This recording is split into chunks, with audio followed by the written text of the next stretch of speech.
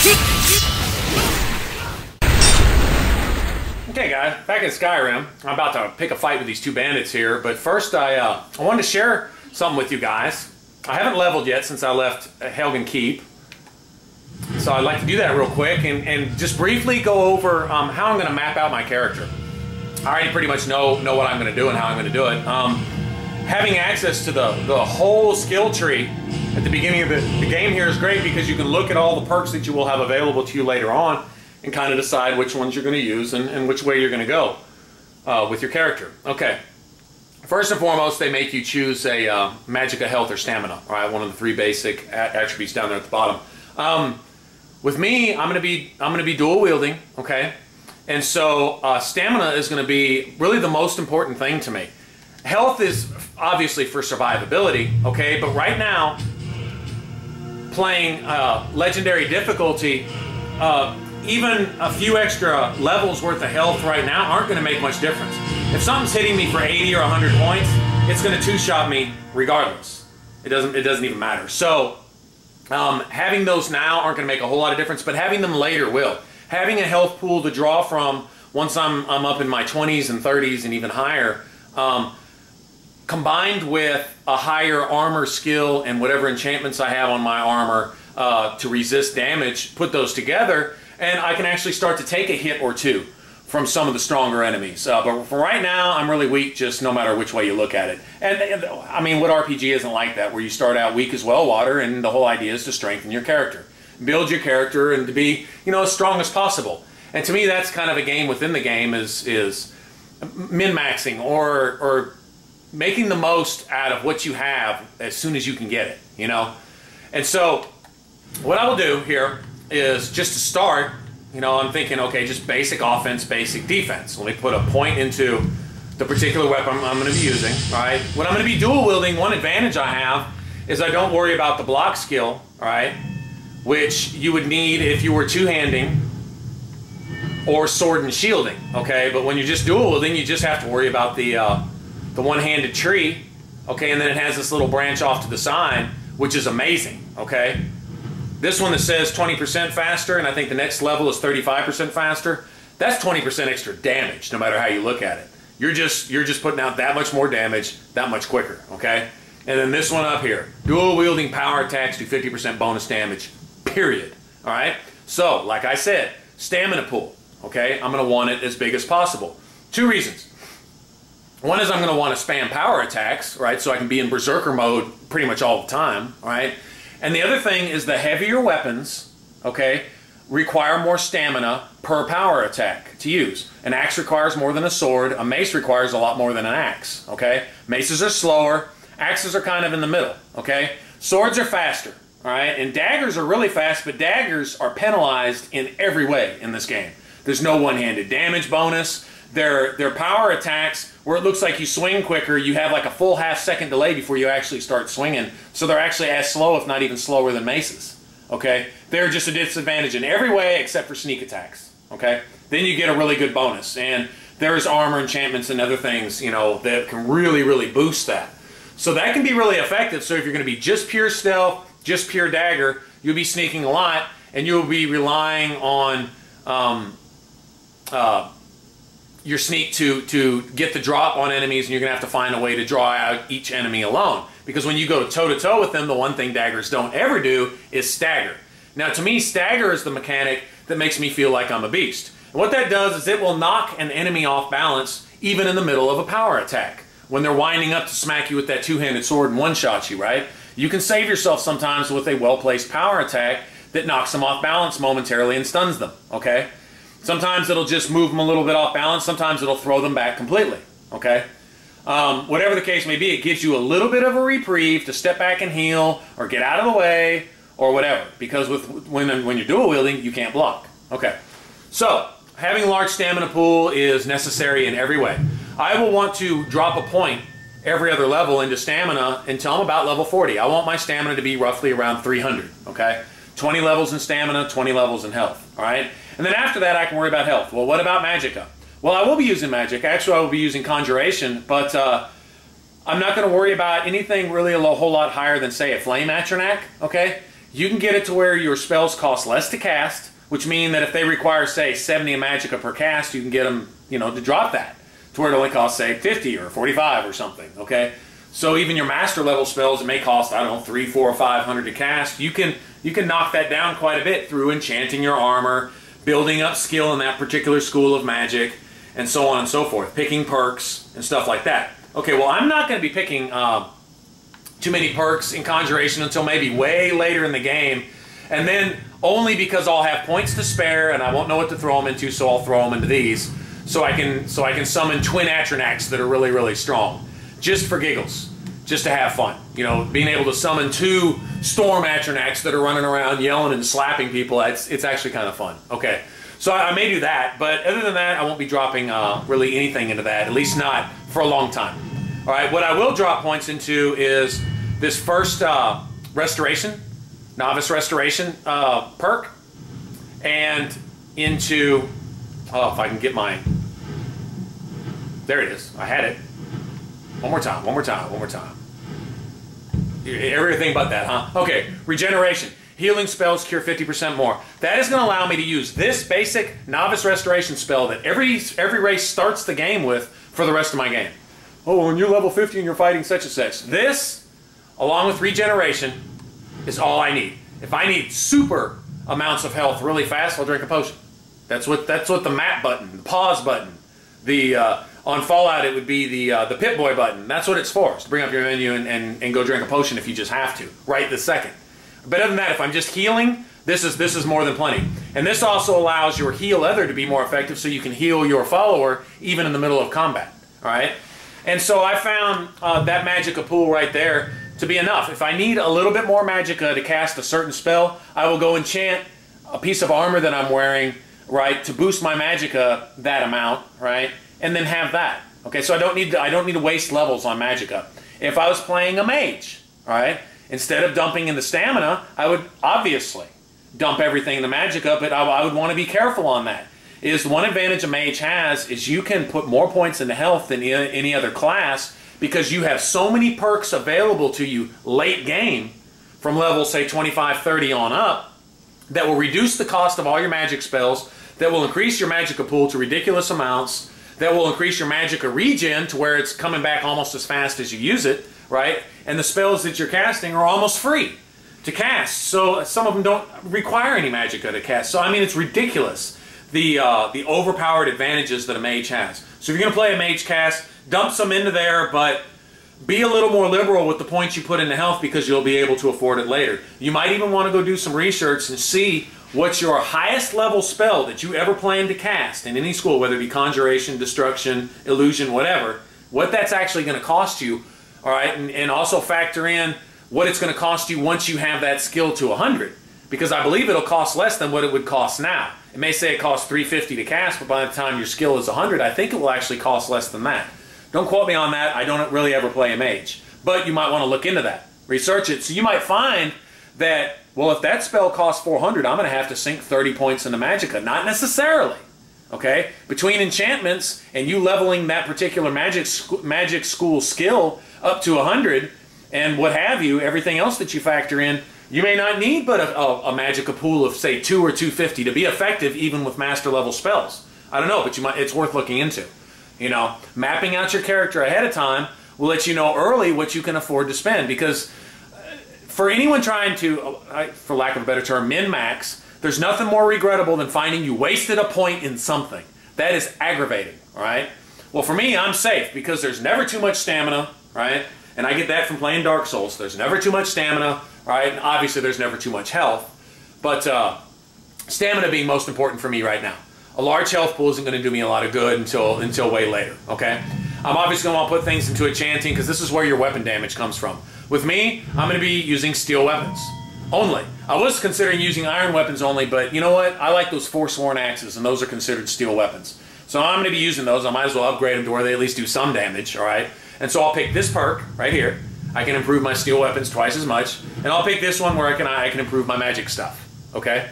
And this is essentially a waste at the very end game. I could essentially wait to enchant anything until I get my enchanting skill to 100 and my blacksmith skill to 100, and that's just ridiculous. I'm not going to do that. I'll go ahead and spend an extra point in this, right? So I can improve my magical stuff as I go.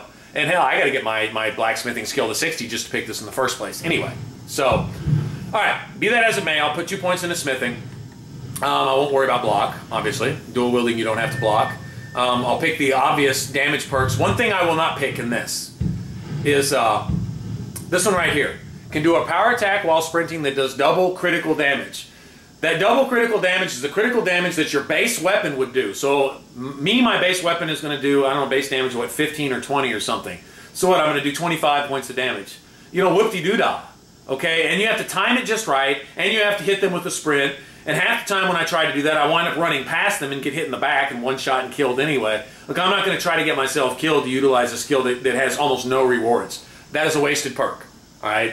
And I will not go back on that. That is a wasted perk. So is this one. Backwards, key, backwards power attacks. That means you have to be retreating, okay? And if you're retreating while dual wielding, you can't block, right? So you're fixing to get owned, bottom line. I'm not going to rely on this one either. And then you only have a 25% chance to paralyze your target for like 3 seconds. About the time they hit the ground, they're getting back up to hit you in your face anyway. Stupid. Stupid perk. I don't know why it's the level 100 perk. This one should be the level 100 perk. 25% bonus damage with standing power attacks, which will be roughly 75 to 80% of my power attacks are going to be standing ones, where I'm standing there dishing out the pain, okay? So I want that, and then I want this. Dual wielding power attacks do 50% bonus damage, stacked with this. So I was doing 20, all right? Now I'm doing 30 with, if I can get to it. Okay, now I'm doing 30 with this one right here. Add 25% on top of that, because they stack. Okay, now I'm owning something. And then you can double that with the fact that I'm swinging 2 weapons, all right? And then once I pick both of these perks, I'm doing that 35% faster. It's 35% extra damage there. We're talking about dishing out some pain. You know what? I'd rather kill you before you get a chance to kill me on this difficulty rather than be able to sit there and take punishment. I don't want you to hit me in the first place, okay? So, keeping that in mind, I'll drop points in archery, okay? And I will drop points in sneak just so I can stay hidden long enough for my followers to draw aggro. So I'll put a point or 2 into this. Once your sneak skill is up into the 70s or 80s, if you only have 1 point in this, you're still going to be able to stand in front of somebody without them detecting you. All right, with just 1 or 2 points into this. So at the most, I'll drop 2 into this. I'll take this one only so I can get the archery one. I'm not going to worry about daggers. Okay, I may put a point into this for situational times where I want to put out a dagger and get a sneak attack in on that one enemy that's by himself, like on Boethiah's quest, that last dude that's holding the armor, something like that. Other than that, I'm not going to worry about this. I'll probably not put a point in that at all. And I'll pick these up to this. I won't pick this because it's too overpowered and it's too much like cheating. Okay, so I'll drop a point or maybe 2 in there, pick these up the left side of that, and then I'll leave sneak alone. I will get archery up this left side, okay? I don't worry about finding more arrows, okay? I can make my own arrows, a couple dozen at a time. That's pointless. But these one up the left side that actually dictate how well you use your bow, right, and how much damage you do, and your chance on paralyzing somebody from a distance, I'll take that. Okay. So that's what I'll be dropping my points into. That's what I'm going to drop my health and stamina points into. Just go 1 back and forth. All right, let me go ahead and drop this point that I got here in armor. Won't be able to raise this for a while. That only raises by damage being dealt to you, and I can't really take any damage, so this is something I'm going to have to train for. All right, it's just the way it is. On this difficulty, especially running around in fur armor, you can't let something pound on you, right, to where it raises your armor skill. You're going to die first. No matter how many potions you've got, no matter what healing spells you've got, especially early on in the game. You're just not going to be able to take the damage. So I'm going to have to train for that. Okay, now here's my combat strategy. Okay, and this will apply for the rest of the game. I'm going to use this as a very basic, brief example of something that will serve me well all the way through to the end of the game. Is whatever follower I have and whatever I can summon, all right, to go ahead and bring them up. Alright, and then let me go ahead and equip my sword again. Alright, and go ahead and draw their attention. Alright, they can already see me, so sneaking's not going to serve any purpose. Let me go ahead and get out of her way. Okay, now my dog has this one's attention, so let me get him behind him, deal the pain while my dog draws that other one attention. Let me keep my dog between me and that second bandit.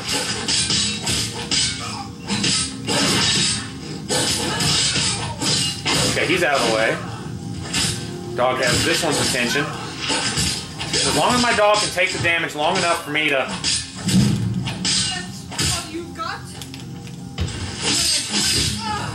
Nice cutscene for the video. Thanks, guys. Thank you for that. All right, let me get in here and search them. Okay. I'll take all this right now because I can literally walk down the hill and sell them. We just have all that, including that honey bow. And here's the book. Here's the book that I always come up here for. It's on block. I love finding books like this because they pertain to skills that I'm not using, right? So I can level stuff that I can't level otherwise in the game without training for them, okay?